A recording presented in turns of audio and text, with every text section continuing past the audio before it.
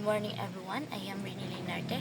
Today, I am here to share my knowledge and understanding about gas law and the second law of thermodynamics. So, we have six gas law. First is Boyle's law. In Boyle's law, we have it describes the relationship between the pressure and volume, and it inversely proportional. Second is the Charles law.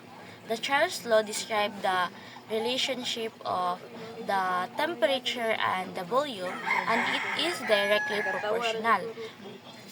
Third is the Gay-Lussac law. The relationship between temperature and the pressure is directly proportional. In Avogadro's law, the relationship between the volume and the number of mole is directly proportional. In combined gas law, it is the combination of three gas law, which is the Boyle's law, Charles law, and Gay-Lussac law into a single equation. And the last one is the ideal gas law.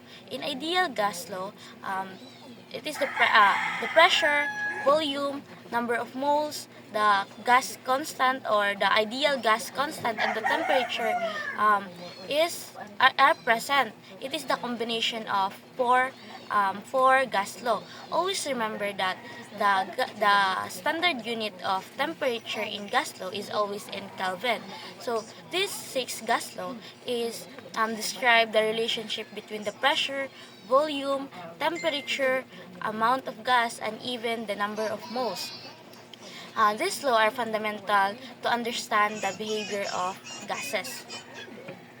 Now, let's proceed to the second law of thermodynamics. The second law of thermodynamics is like a rule about the how energy flow in the universe. It says that the heat always flow from the hotter object to the colder object.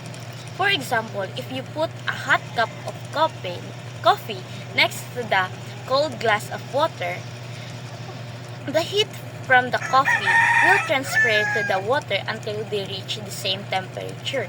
That explains the second law of thermodynamics. When we say second law of thermodynamics, it says that any spontaneously occurring process will always lead to the escalation in the entropy of the universe. It explains that the isolated system entropy will never decrease over time. If the system undergo the thermodynamics equilibrium or the reversible process, the total entropy of the system and its surroundings remains constant. So, the change in entropy of the universe is greater than zero.